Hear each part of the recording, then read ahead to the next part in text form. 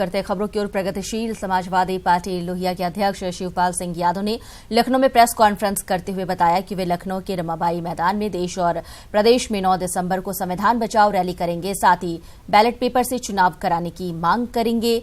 BJP पर बोलते हुए शिवपाल ने कहा कि उनका बीजेपी से कोई नाता नहीं और लोकसभा या विधानसभा चुनाव में वो बीजेपी से गठबंधन नहीं करेंगे।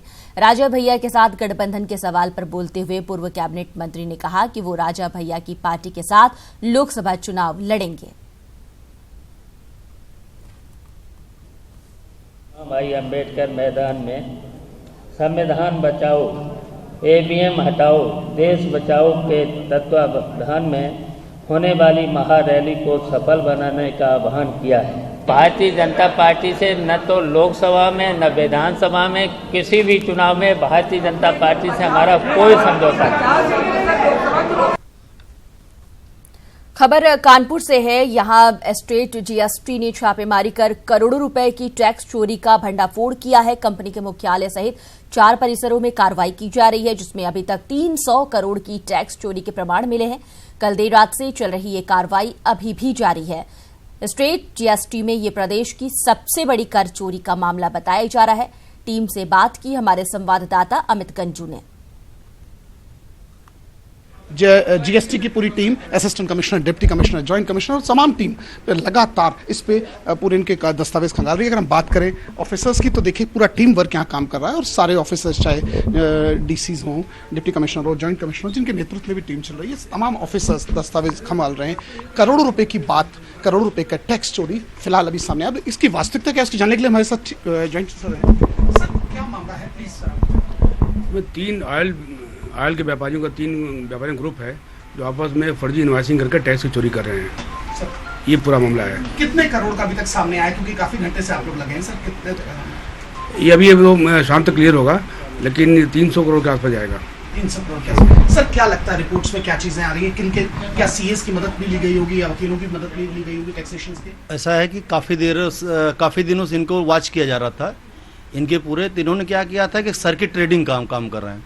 लक्ष्मी ऑयल्स प्राइवेट लिमिटेड है और दूसरा क्या से दूसरा श्रेयस और तीसरा व्यापक।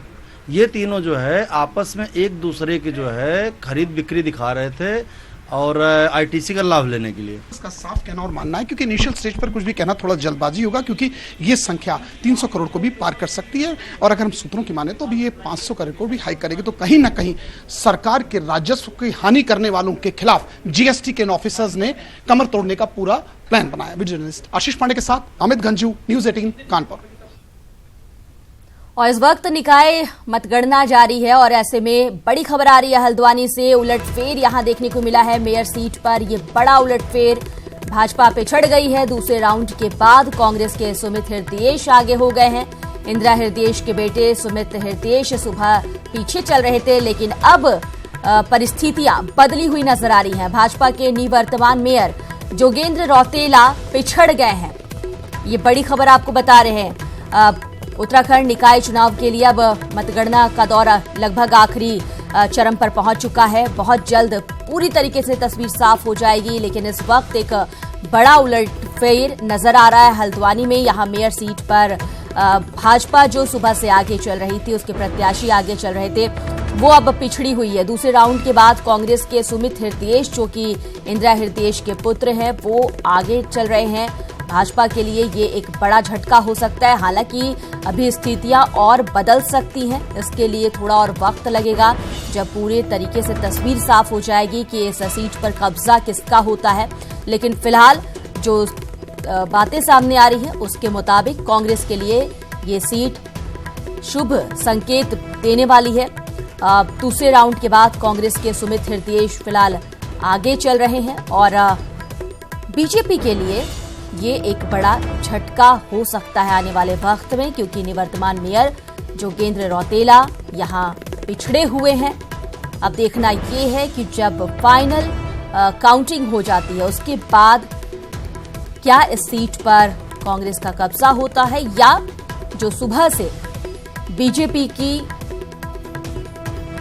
आगे चलने वाली परिस्थिति थी वो लौट आती है। हालांकि इसके आसार अब ज्यादा नहीं है, क्योंकि लगभग काउंटिंग अब अपने अंतिम दौर में है।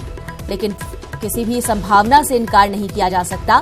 फिलहाल आपको बता दें कि मेयर सीट पर ये बड़ा उलटफेर फिलहाल देखने को मिल रहा है। भाजपा यहां पे छड़ गई है। दूसरे राउंड के बाद कांग्रेस के प्रत्याशी सुमित हृदयेश आगे निकल आए हैं। इंदिरा हृदयेश के बेटे हैं सुमित हृदयेश।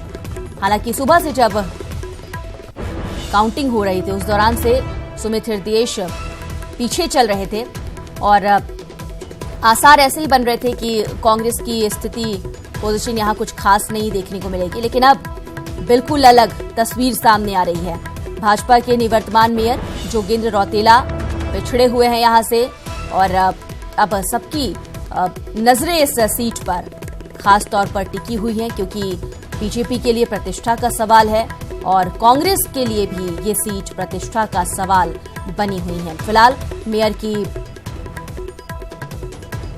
4 सीटों की हम आपको तस्वीरें दिखा रहे हैं, किस तरह के यहाँ हालात बने हुए हैं, कौन आगे चल रहा है और कौन पीछे चल रहा है। ये तमाम जानकारी आपको लगातार हम दे रहे हैं। हमारे टेलीविजन स्क्रीन पर भी हर पल अपडेट आप देख सकते हैं। इसी के साथ बुलेटिन में इतना ही। दीजिए इजाजत। नमस्कार।